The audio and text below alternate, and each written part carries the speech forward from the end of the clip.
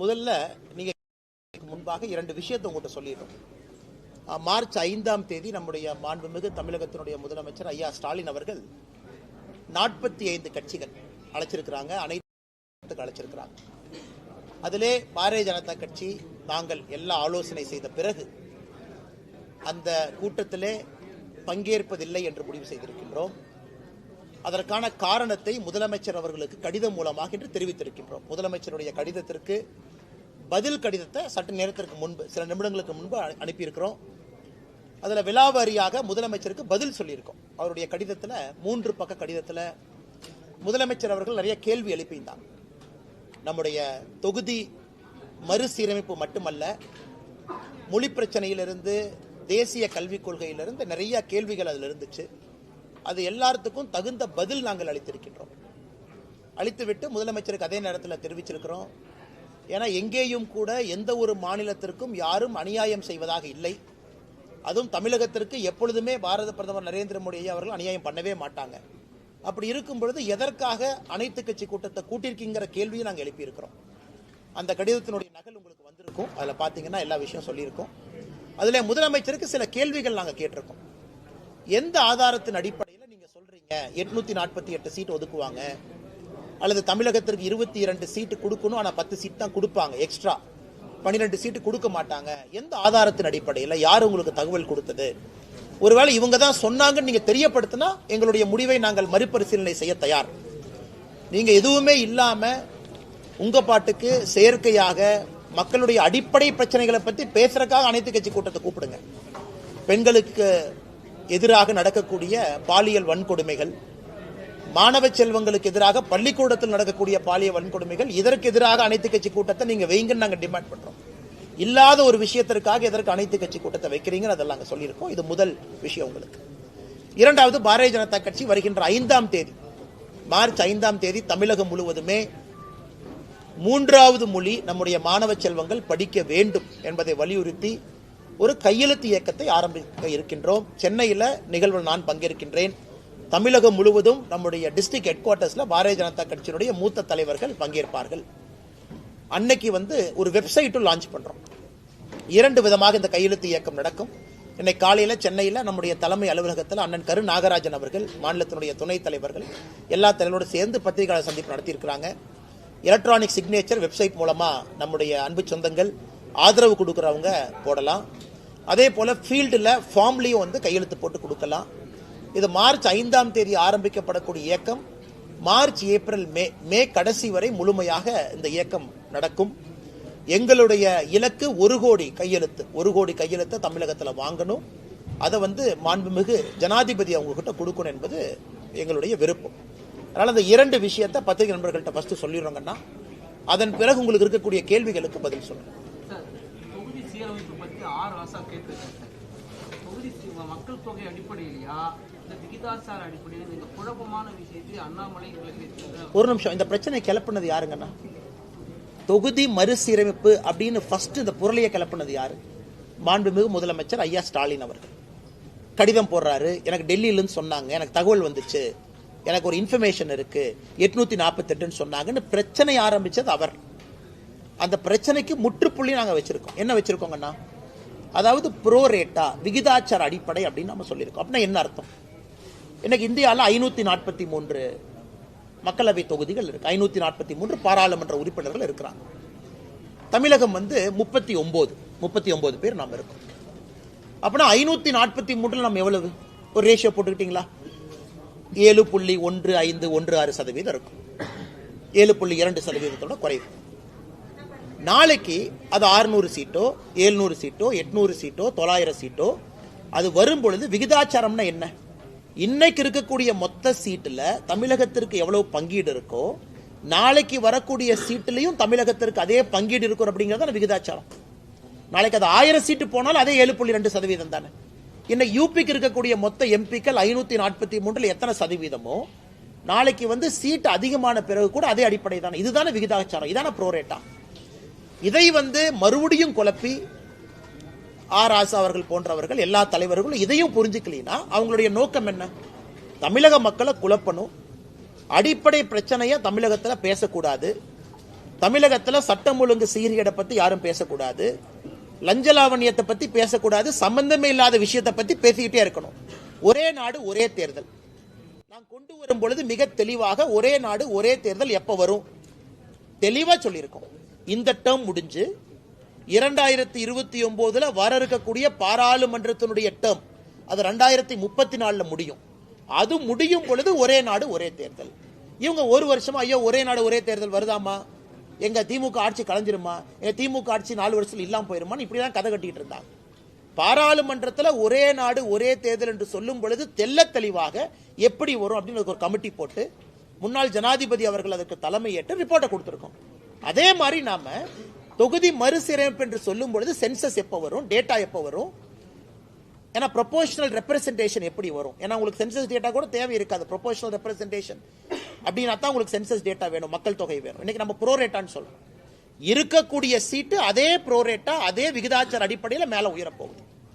இது எல்லாம் நாம் சொன்ன பிறகு மறுபடியும் அனைத்து கட்சி கூட்டம் எதற்காக? இதை தெல்ல தெளிவா அமித்ஷாஜி அவர்கள் மட்டுமில்ல, பாரத பிரதமர் நரேந்திர மோடி அவர்கள் 2023 சொன்னாங்க. மக்கள் தொகை அடிப்படையில் தொகுதி மறு சீராய்வு என்ன பண்றோமோ அது இருக்காது, இது காங்கிரசினுடைய கனவு, மக்கள் தொகை அடிப்படையில் கொடுக்கணும், நாம் அப்படி கொடுக்க போறது கிடையாதுன்னு சொன்னாச்சு. சொன்ன பிறகு மறுபடியும் நீங்க குட்டை குழப்பறீங்கன்னா நீங்க தமிழகத்தில் நடக்கக்கூடிய பிரச்சனையிலிருந்து திசை திருப்புவதற்காக நீங்க ஏமாத்து வேலை செய்றீங்கன்னு தான் அர்த்தம். ஆனா இப்போ கடந்த சட்டமன்ற தேர்தலில் வந்து அதிமுக பாஜக கூட்டணி ஒருவேளை வெற்றி பெற்றிருந்தா தமிழகத்தை தரைமட்டம் பண்ணியிருக்கீங்க. பிளஸ் வந்து பாஜக வந்து அதிமுகவை அடிப்பணியை வைத்து பல திட்டங்களை செயல்படுத்திருக்கு. நேற்று வந்து அந்த முதல்வர் பேசியிருக்காரு. முதலமைச்சருடைய நேற்றைய ஸ்பீச் எப்படி இருந்துச்சுன்னா, இந்த டேடி மம்மின்னு அந்த இங்கிலீஷ் பாட்டெல்லாம் நான் பார்க்குறேன்னா எல்லாம் மேடையில் ஏறி ஒருத்தரும் டேடி மம்மி டேடி மம்மின்னு சொல்ற மாதிரி தான் அந்த கூட்டமே இருந்துச்சு. அவரை புகழ் பாடுவதற்காக ஒரு கூட்டம். கேட்டால் பிறந்தநாள் விழா, முதலமைச்சருக்கு பிறந்தநாள் விழாக்கு நாங்களும் வாழ்த்து சொல்லியிருக்கோம். பாரத பிரதமர் ஐயா நரேந்திர மோடி அவர்களும் காலையில் வாழ்த்து சொல்லியிருக்கிறாங்க. முதலமைச்சர் நன்றாக நீடூழி வாழ வேண்டும் என்பது எங்களுடைய விருப்பம், நல்லா இருக்கணும் அவர். ஆனால் ஒரு பிறந்தநாள் விழாவை வந்து ஒரு அரசியல் மேடையா போட்டுக்கிட்டு மேடையில் ஏறி பாரதிய ஜனதா கட்சியை திட்டுறது மட்டும்தான் ஒரே ஒரு வேலை என்று மேடையில் எல்லா தலைவர்களும் வரிசையா பேசினாங்க. அவங்க போட்டி இல்லைன்னா பிஜேபியை யாரும் அதிகமா திட்டும் அப்படிங்கறதா நேற்று நிகழ்வுடைய சிறப்பே. சென்னையில் அந்த மைதானத்தில் நடந்த நிகழ்வு. அதனால முதலமைச்சர் அவர்கள் ஆட்சியே முடிய போகுது, இன்னும் ஒரு வருஷத்துல ஆட்சியே முடிய போகுது. இன்னைக்கு உட்கார்ந்து 2021 எலெக்ஷனை பத்தி கதை பேசிட்டு இருக்காரு. முதலமைச்சர் அவங்க கிட்ட 4 வருஷத்துல நீங்க என்ன சாதனை பண்ணீங்கன்னு நேற்று மேடையில் கொடுத்திருக்கணும்ல. ஐயா முதலமைச்சர் அவர்களுக்கு 72வது பிறந்தநாள் விழா கொண்டாட்டத்தின் பொழுது பாருங்க 4 வருஷம் நாம் வந்த பிறகு தமிழகத்தில் பாருங்க சட்டம் ஒழுங்கு இப்படி இருக்கு, பெண்களுக்கு எதிரான வன்கொடுமைகள் 10% குறைஞ்சிருக்கு, இப்படித்தானே பேசுவாங்க. முதலீடுகள் இவ்வளவு கொண்டு வந்திருக்கேன். இதுதான் 4 வருஷம் கழிச்சு நான் பேசி பார்த்திருக்கேன். முதல் முறையா ஒரு முதலமைச்சர் 2021 எலெக்ஷன் இப்படி நடந்திருந்தா அப்படி நடந்திருந்தா அப்படின்னு சொன்னாலே முதலமைச்சர் அவர்களுக்கு ஆட்சி செய்வதற்கு விருப்பம் இல்லை. ஏதாச்சும் ஒரு கட்சியை குறை சொல்ல வேண்டும், அது மட்டும் தன்னுடைய விருப்பமா வச்சிருக்காங்க. அடுத்து ஐயா வைகோ அவர்களை போன்றவர் நேற்று என்னை கொஞ்ச நேரம் திட்டினார். அவருக்கு எவ்வளவு சந்தோஷமோ வைகோ ஐயா அவர்களுக்கு. என்னை கொஞ்ச நேரம் ஒருத்தர் செங்கல் எடுத்துருவான்னு வர்றான், அவனை விட மாட்டேன், நான் இருக்கிற வரைக்கும் எப்படி செங்கல் எடுப்பான். அரசியல்ல சில தலைவர்கள் ஏன் ரிட்டையர் ஆகணும் அப்படிங்கிற உதாரணம் ஐயா வைகோ அவர். அந்தந்த வயசு வரும்போது ரிட்டையர் ஆயிடும், ஆகலின்னு அந்த பிரச்சனை வரும். மேடைக்கு போய் என்னை மாதிரி சின்ன பையனை எல்லாம் பிடிச்சி திட்டுறது, முதலமைச்சர் அவர்களுக்கு புகழ் பாடுவதற்காக அந்த மேடையை பயன்படுத்துறது, இது மட்டும்தான் இருந்ததோ தவிர ஆக்கப்பூர்வமாக இந்த பிறந்தநாள் விழால ஒரு தலைவர் ஒரு கருத்து சொன்னாங்க அப்படின்னு நான் பார்க்கலீங்கண்ணா. அப்படித்தான் அண்ணனுடைய கேள்விக்கான பதில் அதானுங்கண்ணா. அதாவது ஆக்கப்பூர்வமா இல்லாம இன்னும் 2021 எலெக்ஷனை பத்தியே நோன்றாருன்னா அவர் 4 ஆண்டு காலமாக எந்த வேலையும் செய்யலின்னு தான் அர்த்தம். அமைச்சர் கீதா ஜீவன் வந்து தூத்துக்குடியில ஒரு நிகழ்ச்சியில வந்து துணை முதல்வர் தொடர்ந்து அண்ணாமலை அநாகரிகமாக பேசுறாங்க, இந்திய அரசியல் வரலாற்றுல அநாகரிகமாக பேசக்கூடிய ஒருவர் இருக்கிறார் அப்படின்னா நம்முடைய துணை முதலமைச்சர் மதிப்புக்குரிய ஐயா உதயநிதி ஸ்டாலின் அவர்கள். நான் அந்த பழைய விஷயத்தெல்லாம் பெண்கள் இருக்கிறாங்க, எங்க சகோதரிகள் இருக்கிறாங்க, நான் பேச ஆரம்பிச்சா தவறா போயிருங்க. அம்மையார் சசிகலா அவங்களை பத்தி என்ன சொன்னாங்க, அண்ணன் எடப்பாடி அவர்களை பத்தி என்ன சொன்னாங்க, ஐயா மோடி அவர்களை பத்தி என்ன சொன்னாங்க, மோடி அவர்களை 29 பைசா மோடி, எத்தனை விஷயம் சொல்லிக்கிட்டே போலாம். இன்னைக்கு நான் முடிவு செய்து விட்டேன், அவர்களுக்கு அவர்கள் பாஷையில பேசினா தான் புரியுதுங்கண்ணா, இல்லாட்டி புரியறது இல்லை. இந்த காதுல வாங்கி இந்த காதுல விட்டுறாங்க. அப்ப இல்லாட்டி நீங்க போய் பிரஸ்ல போய் கேட்டா அண்ணாமலையா யாருன்னே தெரியாது பாரு, அல்லது பிரஸ்காரங்க மைக் நீட்டினா அதெல்லாம் தெரியாது. இவரை பத்தி கேட்டா சினிமா நான் பார்க்கறது இல்லையும் பாரு. இதுதான் அவருடைய பதில். இது அநாகரிகமான பதில். இப்படித்தான் தொடர்ந்து நடந்து கொண்டிருக்கிறது. இன்னைக்கு அவர்களுடைய பாஷையில நான் பேச ஆரம்பித்திருக்கேன். வேற வழி இல்லை, மக்களுக்கு தெரியணும் எவ்வளவு அநாகரிகமாக அதிகாரத்தை கையில் வைத்துக் கொண்டு நடந்து கொள்கின்றார்கள் என்று. அதனால் கீதா ஜீவன் அவர்களுக்கு ஏற்கனவே அங்கே பாரதிய ஜனதா கட்சிக்கும் அக்கா கீதா ஜீவன் அவர்களுக்கும் பெரிய பிரச்சனையாய் அவர்கள் இன்னைக்கு சத்துணவு கூடத்தில் அழுகன முட்டையை போடுற கீதா ஜீவன் அவர்கள் அரசியல் நாகரிகத்தை பத்தி எனக்கு பேசுறது தான் வியப்புக்குரியதா இருக்கு. அதுக்கு என்னையை பத்தி அவங்க சிந்திக்கிற நேரத்தில் கீதா ஜீவன் அவர்கள் ஒரு அரசு பள்ளியில போய் சத்துணவுல குழந்தைகளுக்கு நல்ல முட்டை கிடைக்குதான் அந்த நேரத்தை செலவிட்டாங்கன்னா குழந்தை செல்வங்களுக்கு நல்ல ஒரு மதிய உணவு கிடைக்கும். மத்திய அரசை கண்டித்து தான் இன்னைக்கு நாளைக்கு வைகோ கூட்டம் பெரம்பலூர்ல போராட்டம் நடத்தாங்க. யாருன்னே பண்றாங்க? வைகோ அதிமுக சார்பாக வைகோ உங்களுடைய திட்டங்களை எதுதான் சொல்றாங்க நீங்க? அண்ணே அவர் பேசுங்கண்ணே, அவர் என்ன வேணாலும் பேசட்டும். அவர் ஒன்றுமே இல்லை. உங்களுக்கு தெரியும் வைகோ ஐயாவுடைய நிலைப்பாடு உங்களுக்கு தெரியும். அதாவது தமிழகத்தினுடைய தீய சக்தி திமுகன்னு சொன்னவர். அவர் உயிரோடு இருக்கும் வரை சாதிக் பாஷா அது இது 2G ஊழல் அவர் பேசினதில் எடுத்து நீங்க ரீல போட்டு பாருங்க. அவ்வளவு பேசிய வைகோ அவர்கள் இன்னைக்கு என்ன சொல்றாங்கன்னா, அவர் உயிரோடு இருக்கும் வரை தமிழகத்தில் திமுக ஆட்சி யாரும் அகற்ற முடியாதுங்கிறார். வைகோ ஐயா நல்லா இருக்கணும், அவர் 150 வருஷம் வாழனது வேறங்கண்ணா. அதனால ஏற்கனவே சொல்லி இருக்கின்றோம், வைகோ ஐயா கண் முன்னாடி 2026 திமுகவினுடைய ஆட்சி இல்லாம போகாது. வைகோ ஐயாவும் பார்க்கத்தான் போறாங்க. ஏன்னா இவ்வளவு பெரிய ஒரு தலைவர், தனிப்பெரும் தலைவர் வைகோ ஐயா அவர்கள் திமுக கட்சிக்கும் முதலமைச்சர் அவர்களுக்கும் புகழை பாடக்கூடிய கோட்டில் ஒரு குமாஸ்தாவாக மாறி இருப்பது ஒரு வேதனைக்குரிய வருந்தத்தக்க ஒரு விஷயங்கள். ஆனா இப்ப நேற்றைய தினம் நாம் தமிழர் கட்சி சீமான் அவர்களுடைய விசாரணை இரண்டு விதமாக பிரிச்சுக்கலாங்கன்னா, காவல்துறையினுடைய நடவடிக்கை அண்ணன் சீமான் அவர்களை பொறுத்தவரை அந்த வீட்டில் ஒட்டினது, அந்த அந்த சம்மன்ஸ் ஒட்டினது அதெல்லாம் நடந்து கொண்ட விதம் ஏற்புடையது அல்ல. ஏன்னா ஒரு புகார் வந்திருக்கு, காவல்துறை விசாரிக்கணும். புகார் வந்திருக்கு, சீமான் அவர்கள் ஒத்துழைக்கணும். அது எந்த மாற்று கருத்து இல்லைங்கன்னா. புகார் வந்திருக்கு, விசாரித்த பிறகு சார்ஜ் ஷீட் போடணும். அதெல்லாம் காவல்துறைக்கு முழு அதிகாரம் இருக்கு. ஆனா நான் ஒரு சம்மனை ஒட்டினேன், சம்மனை யாரோ ஒருத்தர் கிழிச்சாங்க, அதனால் அவரை நான் தூக்கிட்டு போனேன், அவரை போலீஸ் ஸ்டேஷன்ல போய் அவங்க என்னை அடிச்சாங்கன்னு போலீஸ் நானே கம்ப்ளைண்ட் கொடுத்தேன், எனக்கு அது ஏதோ ஒரு இடத்துல தமிழகத்தினுடைய காவல்துறை தன்னுடைய அதிகாரத்தை தவறாக பயன்படுத்துகின்றார்களோ என்கின்ற ஐயம் எனக்கு ஏற்பட்டுச்சு. ஏன்னா சம்மனை பொறுத்த வரைக்கும் எக்ஸ்பிளைன் பண்றாங்க. ஏன்னா பல பேர் பல கருத்துக்கள் சொல்றாங்க. சம்மன்கிறது என்ன அப்படின்னா, ஒரு காவல்துறை அதிகாரியோ ஒரு கோர்ட்டோ யாராவது நான் விசாரிக்கணும், அவங்கள்ட்ட ஒரு இன்ஃபர்மேஷன் இருக்கு, நான் கேதர் பண்ணணும் அப்படின்னா சம்மன் பண்ணி வர சொல்லுவாங்க. நீங்கள் நானும் தொடர்ச்சியா அந்த சம்மனுக்கு போகல, முதல் சம்மன் கொடுப்பாங்க போகல, ரெண்டாவது சம்மன் கொடுப்பாங்க போகலைன்னா அது கோர்ட் மூலமாக வாரண்டா மாறும், அது பிடி வாரண்டாக மாறும். அப்ப கண்டிப்பா போடணும். இன்னைக்கு சம்மன்ஸ் எப்படி ஆகி போச்சுனாங்கன்னா, எந்த விதத்திலும் அனுப்பலாம், இமெயில் அனுப்பலாம், வாட்ஸ்அப்ல அனுப்பலாம். சீமான் அவர்களை போன்ற அரசியல் தலைவர்கள் எங்க இருந்தாலும் அந்த லோக்கல் கான்ஸ்டபிள் மூலமா மேடைக்கு சர்வ் பண்ணலாம். அவர் கிருஷ்ணகிரி தர்மபுரி பக்கத்துல இருக்காருன்னா அங்க போய் சர்வ் பண்ணலாம். ஸோ வீட்டு வாசல்ல சர்வ் பண்றது எனக்கு புரியலீங்கன்னா, வீட்டுக்குள்ள போய் சீமான் அவர்கள் மனைவி கையில அந்த சம்மனை கொடுக்கலாம், அதுதான் முறை. வீட்டுக்குள்ள யார் இருக்காங்க அவங்க கையில சம்மனை கொடுத்து கையெழுத்து வாங்கி போட்டோ எடுத்துட்டு போவாங்க. நான் சம்மன் கொடுத்துட்டேன், நான் சம்மன் கொடுத்த பிறகு தப்பிச்சுட்டு போறாங்க அப்படின்னா அது வாரண்டா மாறும்.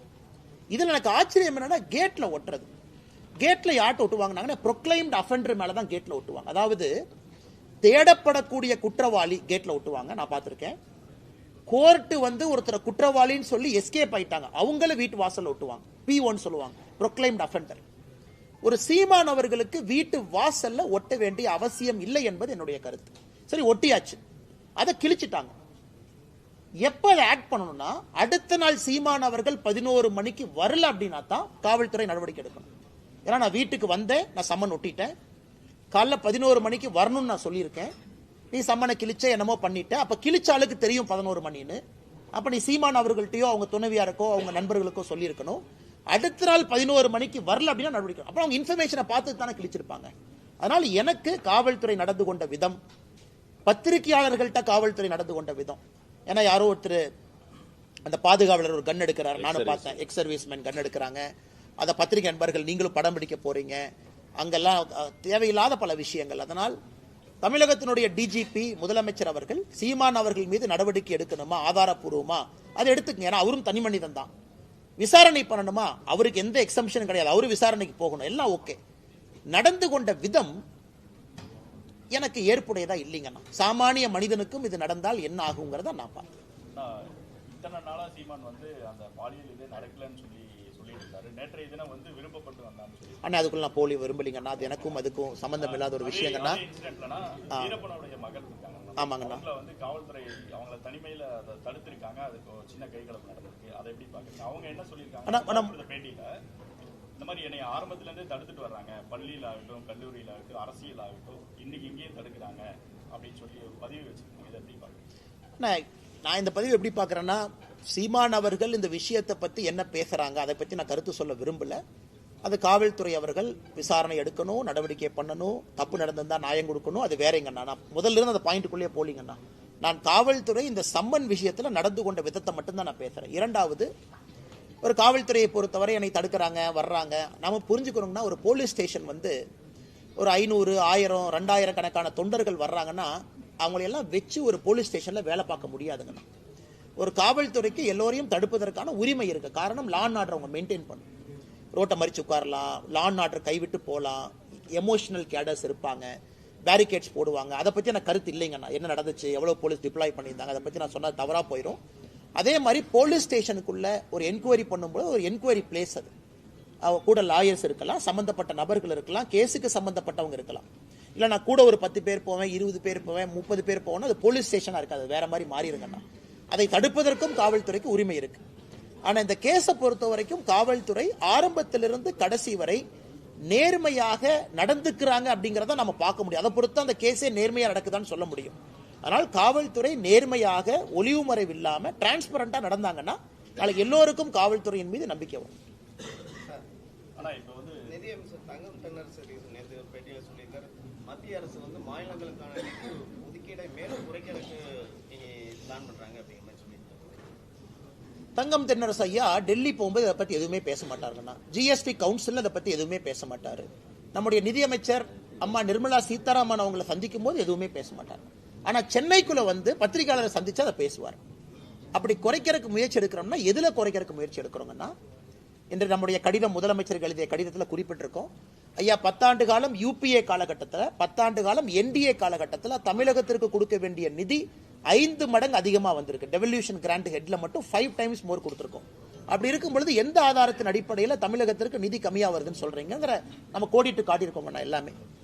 அதனால தங்கம் தென்னரசு ஐயா அவர்கள் இல்ல குறைச்சிருக்காங்கன்னா எந்த ஹெட்ல குறைக்கிறோம், ஏன் குறைக்கிறோம் அப்படிங்கிற விவரத்தை சொல்லட்டும், நாங்க பதில் சொல்றோம். மக்காச்சோளத்துக்கு 1% செஸ் வரி அதிகப்படுத்திருக்காங்க சார். அது வந்து வியாபாரிகள் வந்து மக்காச்சோளத்தை கொள்முதல் பண்ற விவசாயிகள்கிட்ட அந்த வரியை சேர்த்து வாங்குறாங்க சார். அது சம்பந்தமாகவும் அந்த மக்காச்சோளத்தை பொறுத்த வரைக்கும் ஒரு அடிப்படை பிரச்சனை என்ன அப்படின்னாங்கன்னா, இன்னைக்கு இந்தியாவில் வந்து ஒரு பகுதியில் மக்காச்சோளம் நிறைய விளையுது, மத்திய பிரதேஷ். ஒரு பகுதியில் மக்காச்சோளம் நமக்கு வேணும், நம்ம பகுதியில் விளையுது, மத்திய பிரதேஷ் கொஞ்சம் அதிகமாக விளையுது. ஸோ மக்காச்சோளம்ங்கிறது நம்ம குறிப்பாக நம்முடைய கால்நடைகளுக்கு அதிகமாக நம்ம பயன்படுத்துகிறோம். ஆடு, கோழி, தீவனங்கள் எல்லாமே மக்காச்சோளம் பேஸாக வச்சு. இன்னைக்கு பிரச்சனை என்னன்னாங்கன்னா, சவுத் அமெரிக்காவிலிருந்து வரக்கூடிய மக்காச்சோளத்தினுடைய விலை இந்தியாவிலிருந்து வரக்கூடிய மக்காச்சோளத்தினுடைய விலையை விட குறைவாக இருக்கு. சவுத் அமெரிக்காவிலிருந்து நீங்கள் மக்காச்சோளத்தை வாங்குறீங்கன்னா கப்பல் மூலமாக, அது போர்ட்டுக்கு வரும்போது அதே மக்காச்சோளத்தை நீங்கள் எம்பியிலிருந்து தமிழ்நாட்டுக்கு கொண்டு வந்தீங்கன்னா சவுத் அமெரிக்காவிலிருந்து வர மக்காச்சோளம் இதை விட குறைவாக இருக்கு. ஸோ நிறைய நம்முடைய நண்பர்கள் நாமக்கல்ல சார்ந்தவங்க, கோழி பண்ணை வச்சிருக்கிறவங்க, தீவனம் வச்சிருக்கிறவங்க எல்லாம் என்ன சொல்றாங்கன்னா, எங்களுக்கு வட அமெரிக்காவிலிருந்து வரக்கூடிய மக்காச்சோளத்தை எங்களுக்கு அனுமதி கொடுங்க அப்படின்னு. ஸோ நாம் ஒரு வரி போட்டிருக்கோம். ஏன்னா வந்து ஒரு மற்ற நாட்டினுடைய மக்காச்சோளம் மொத்தமாக நம்ம நாட்டை வந்து ஃபிளட் பண்ணும் பொழுது நம்ம விவசாயிகளுக்கு பிரச்சனை வரும். ஏன்னா அவங்க டம்ப் பண்றாங்க. ஒரு வட அமெரிக்காவுடைய மக்காச்சோளம் பார்த்தீங்கன்னா நாட்டுக்குள்ள டம்ப் பண்றாங்க. ஸோ அதனால இந்த மார்க்கெட் மெக்கானிக்ஸ்ல தொடர்ந்து நாம் அந்த வரி வச்சு தான் பேலன்ஸ் பண்றோம். அதே நேரத்தில் இவர்களுக்கான முட்டுவலியும் அதிகமாக கூடாது, குறிப்பா வந்து தீவனங்களுக்கான முட்டுவலியும். ஸோ நம்மை பொறுத்தவரை யாருக்கும் பாதிப்பு ஏற்படக்கூடாது. அதே நேரத்தில் உள் ஊரில் இருக்கக்கூடிய மக்காச்சோள விளைவிக்கிறவங்களுக்கு, ஏன்னா பிரச்சனை என்னங்கன்னா அவ்வளவு கோழிகள், முட்டைகள், கறிக்கோழிகள் பண்ணைகள் வந்து தமிழகத்தில் அதிகமாக இருக்கு. நாமக்கல்ல இருந்து நீங்க பாத்தீங்கன்னா சங்ககிரி இந்த பகுதி எல்லாமே நிறைய இருக்கு. அதனால தொடர்ந்து வரக்கூடிய பிரச்சனைங்கன்னா அவங்க சொல்லும் போதெல்லாம் அப்பப்போ நாங்கள் பேலன்ஸ் பண்ணி கொடுப்போம். இன்னைக்கு அது மறுபடியும் அவர்களுக்கு பிரச்சனையா இருக்கு அப்படின்னா அதற்கு என்ன உதவி தேவையோ நாங்கள் செஞ்சு கொடுக்குறோம். கரெக்டுங்கண்ணா. ஏன்னா மாநில அரசுக்கும் இதே பிரச்சனை இருக்குங்கண்ணா. நான் எனக்கு 2 வச்சு நான் நேரடியாக குறை சொல்ல விரும்பல. அதனால ஏன்னா நம்ம மத்திய அரசு சார்பாக நாமளும் உள்ள டியூட்டி போட்டிருக்கோம் உள்ள வரும் பொழுது. அதனால நான் நேரடியாக குறை சொல்ல விரும்பலைங்கன்னா, எங்க இதனால முயற்சி எடுத்து மாநில அரசு குறைக்க முடியும் என்று இருந்தால் கண்டிப்பா நாங்கள் ரெக்வஸ்ட் பண்றோம். மத்திய அரசினுடைய நோக்கம் வட அமெரிக்காவுடைய மக்காச்சோளம் மார்க்கெட்டை ஃபிளட் பண்ணக்கூடாதுங்கிறது நம்முடைய நோக்கம். அதில் ஏற்கனவே போன ஆண்டு ஹெல்ப் பண்ணோம். இந்த ஆண்டும் தேவைன்னா மத்திய அரசு கவனத்துக்கு எடுத்துட்டு போய் உதவி பண்றோம். ஆனால் திருமாவளவன் அதே மீட்டிங்ல என்ன சொல்லியிருக்காருன்னா, மாநில சுயாட்சிக்கு, மொழிக்கு, அரசியலமைப்புக்கு எதுக்குமே பாதுகாப்பு இல்லைன்னு சொல்லி பதிவு பண்ணிருக்காரு. திருமாவளவன் ஸ்கூலுக்கு மட்டும் பாதுகாப்பு இருக்கு. நாங்கள் வந்து திருமாவளவன் ஸ்கூல் நடத்துறாரு, சிபிஎஸ்சி நடத்துறாருன்னு நைட்டோட நைட்டாங்கன்னா ஆளை மாத்துறாரு. இந்த ஸ்டேஷன்ல ரவுடிகள்லாம் ஆளை மாத்துற மாதிரி நைட்டோட நைட்டா கரஸ்பாண்டா இருந்தவரை ட்ரஸ்ட்ல ஒருத்தரை போட்டு அவங்ககிட்ட கரஸ்பாண்டன்ட் கொடுத்துட்டு நான் அப்படியே ரோட்ல நடந்து போயிட்டு இருந்தேன், என் கையை பிடிச்சி அவங்களே இழுத்துட்டு போய் இந்த ஸ்கூல்ல கரஸ்பாண்டன்டாருன்னு சொன்னாங்க, அதனால நான் கரஸ்பாண்டன்டா இருக்கேன். எத்தனை நாளைக்கு இந்த கம்பி கட்டுற கதையை, திருமாவளவன் சொல்லக்கூடிய கம்பி கட்டுற கதையை எத்தனை நாளைக்கு தமிழக மக்கள் கேட்டுக்கிட்டே இருப்பாங்கன்னா? இவர் வந்து மொழிக் கொள்கைக்கு ஆதரவு அப்படின்னு சொன்னாங்கன்னா எதுக்கு இவர் சிபிஎஸ்சி ஸ்கூல் நடத்துறாரு? அப்புறம் அடுத்தது சொல்றாரு சிபிஎஸ்சி ஸ்கூலே ஆரம்பிக்கல, சும்மா தான் என் பேரை போட்டாங்க. பத்திரிகை நண்பர்கள் காட்டுறீங்கன்னு போட்டோ பாருங்கன்னு நீங்களே போய் ரிப்பன்லாம் கட் பண்ணி குழந்தைங்களா இருக்காங்க.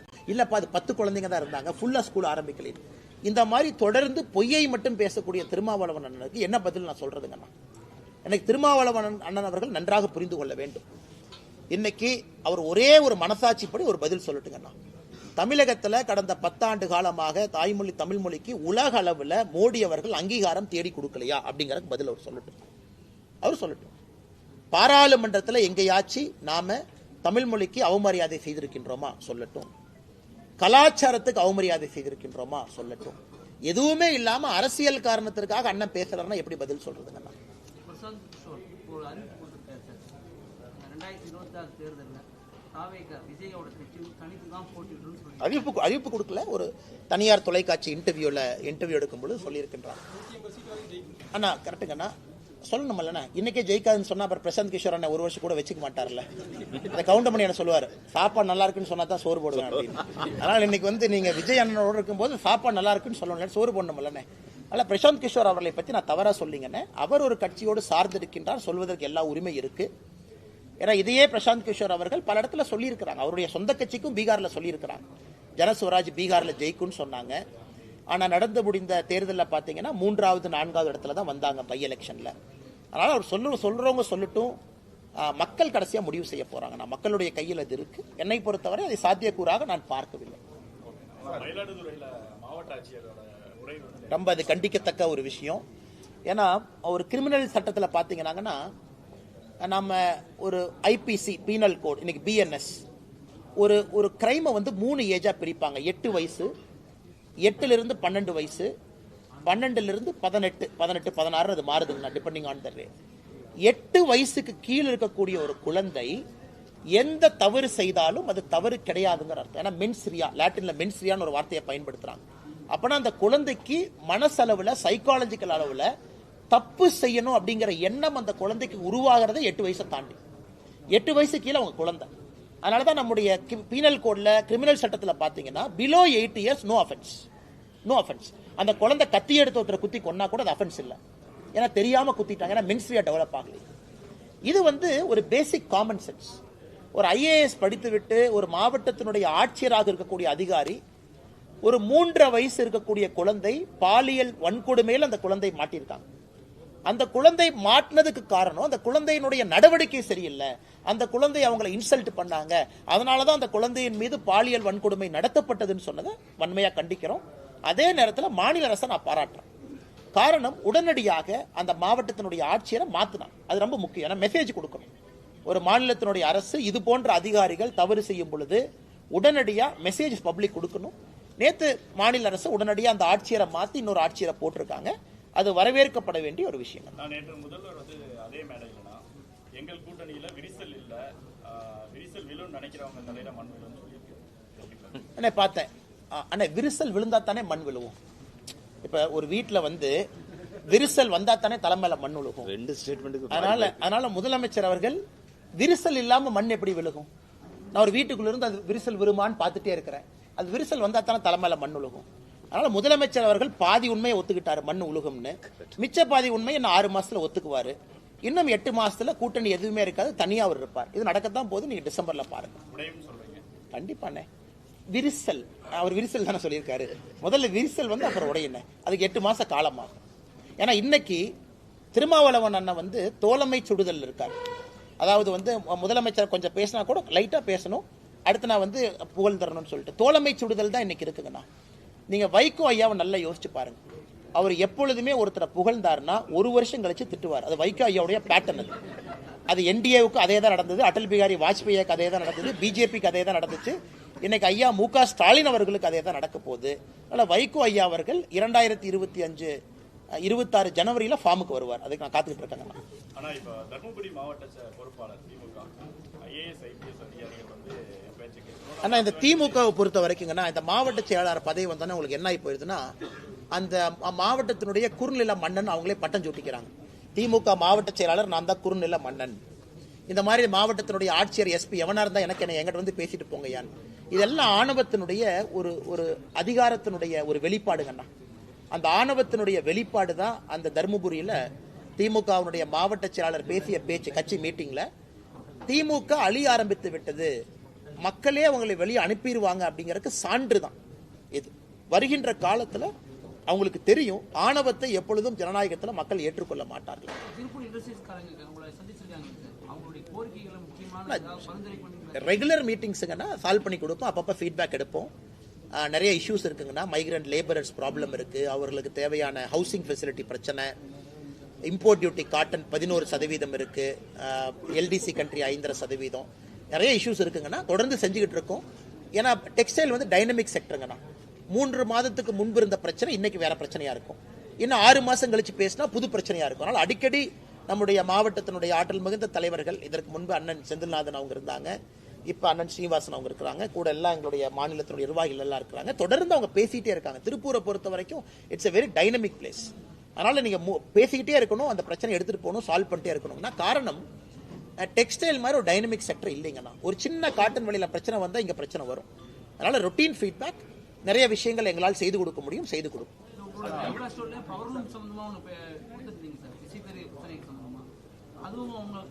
ஆமாங்கண்ணா, அதுவும் இன்னைக்கு பேசணும், என்னென்ன முயற்சி எடுத்திருக்கோம் நம்ம சொன்னோம். பாரத் டெக்ஸ் ஃபேர்ல நம்ம பிரதமர் மோடி ஐயா சொல்லியிருக்காங்க அடுத்து என்ன பண்ண போறோம், என்ன செய்ய போறோம்னு. குறிப்பா உங்களுக்கு அந்த டஃப்ட் ஸ்கீம் திரும்ப வரணும், அதெல்லாம் பேசிருக்கோங்கன்னா 100% செஞ்சு கொடுப்போம்.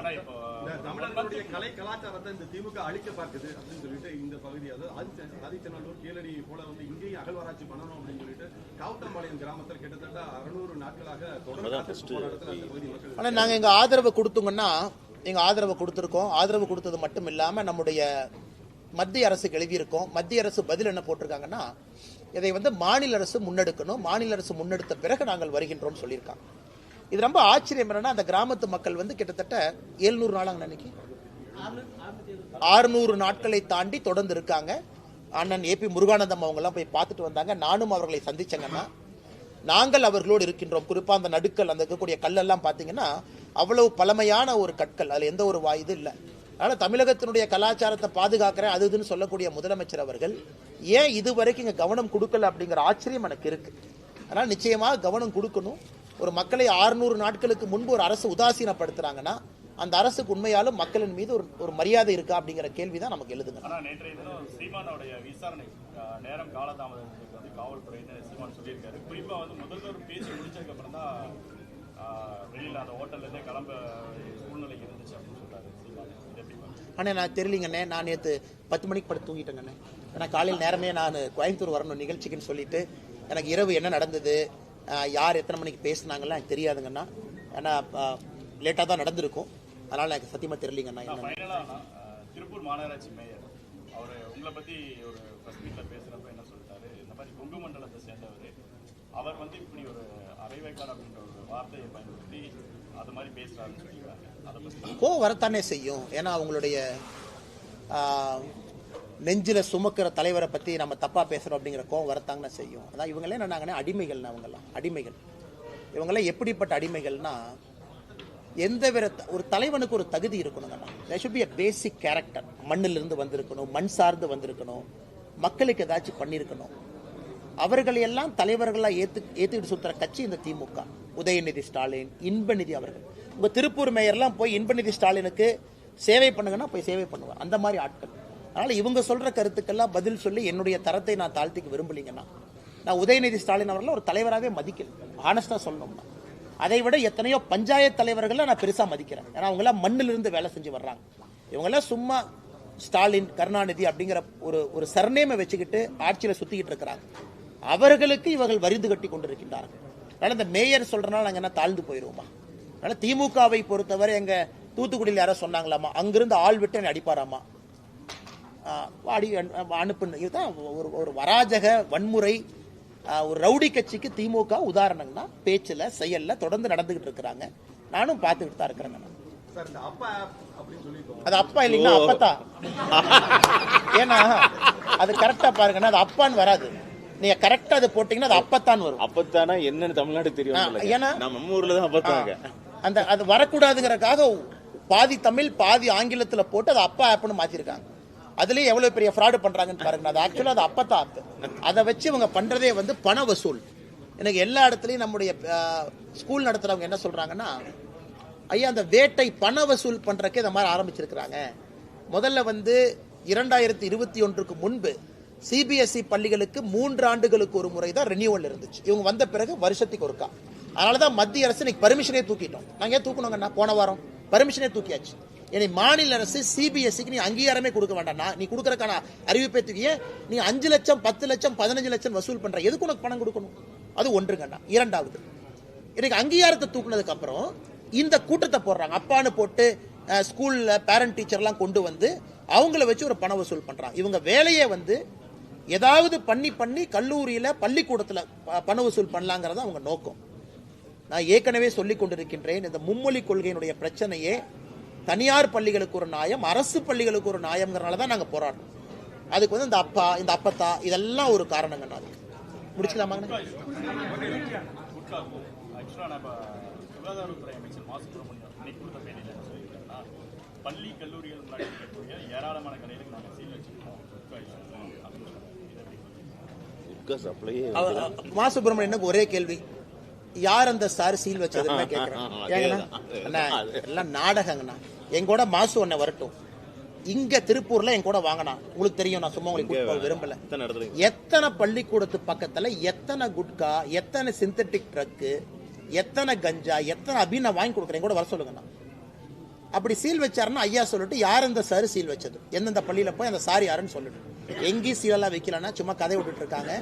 இவர்கள் வந்த பிறகு பள்ளிக்கூடம் எல்லாம் இன்னைக்கு கஞ்சா காடுகளாக மாற ஆரம்பிச்சிருக்கு. பிளே கிரவுண்ட்ல நான் பார்த்தேன், தனியார் பள்ளி ஒன்று மெசேஜ் போட்டிருக்காங்க கோயம்புத்தூர்ல, உங்களுக்கு பாத்தீங்களான்னு தெரியல. குழந்தைங்களுடைய பேக் எல்லாம் வீட்டுக்கு வந்தா செக் பண்ணுங்க, பள்ளிக்கூடத்தில் நாங்களும் உள்ள வரும்போது செக் பண்றோம். இந்த அளவுக்கு குழந்தைகள் மீது சந்தேகத்தை ஏற்படுத்தக்கூடிய ஒரு பள்ளி கல்வித்துறையை அவங்க நடத்திக்கிட்டு இருக்காங்க. பல்லடத்துல 3 பேர் கொலை சம்பவத்தில் இப்ப வரைக்கும் 14 தனிப்படைகள் அமைச்சு இப்ப வரைக்கும் வந்து குற்றவாளிகளை கைது பண்ண முடியாம காவல்துறை. அண்ணா, நம்முடைய திருப்பூர் மாவட்டத்தினுடைய தலைவர் உட்பட அந்த கையெழுத்து இயக்கம் போயிட்டு இருக்குங்கன்னா, 15ஆம் தேதிக்கு மேல ஆளுநரை அவங்க சந்திக்க இருக்கிறாங்க. சப்மிட் பண்ண கையெழுத்தெல்லாம் கொடுத்து சிபிஐ என்கொயரி கேட்க போறோம். சமீபத்தில் பார்த்த நம்முடைய இன்னொரு சமுதாயத்தை சார்ந்த ஒருத்தரை கொண்டு வந்து ஸ்டேஷன்ல வச்சு டார்ச்சர் பண்ணி அவங்கள வெளியே வந்து ஒரு பெரிய போராட்டம் பண்ணிட்டு இருந்தாங்க. இது வேங்கை வயல் மாதிரி இந்த பிரச்சனையில யாரோ ஒருத்தரை கூப்பிட்டு மிரட்டி அவங்ககிட்ட கன்ஃபெஷன் வாங்கி இதை முடிக்க பார்க்குறாங்க. அதனால் எங்களை பொறுத்தவரை சிபிஐ விசாரணை மட்டும்தான் தீர்வுன்னு நினைக்கிறோங்கன்னா.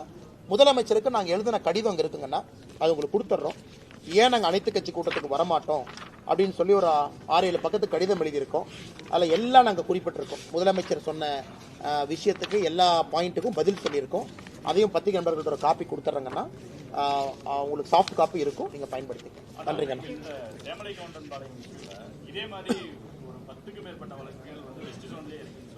உண்மைதாங்கண்ணா. குறிப்பாக வெஸ்ட் ஜோனில் எனக்கு தெரிஞ்சு நான் ஒரு ஸ்பாட்டுக்கு போனாங்கன்னா, நாமக்கல் பக்கத்தில் இதே மாதிரி ஒரு இடத்துல 2 பேர் வீட்டில் அடித்து கொண்டாங்க. அப்புறம் தோட்டத்தில் நள்ளிரவில் 1, 2, 3 பேர் கொலைகள் நிறையா இருக்குது. எனக்கு தெரிஞ்சு 10 வழக்குகள் என்பதே குறைவு. அதனால தான் நாங்கள் ஸ்ட்ராங்காக அதுக்கு போராட்டம் பண்ணது, ஸ்பாட்டுக்கு போனது. ஏன்னா இது காப்பி கேட்ட மாதிரி நடக்குது. 3 மாதத்துக்கு ஒரு முறை வெஸ்ட் ஜோனில் குறிப்பாக தோட்டத்து வீட்டில் இரவில் தனியாக இருக்கிறவங்கள பார்த்து ஒரு கேங் டார்கெட் பண்ணிருக்காங்க. தொடர்ந்து இது நடக்குது. அதனால் நீங்கள் சொல்வது உண்மைதான். இதை காவல்துறை கம்பீரமாக எடுத்து இதற்கான தீர்வு கொடுக்கணுங்க.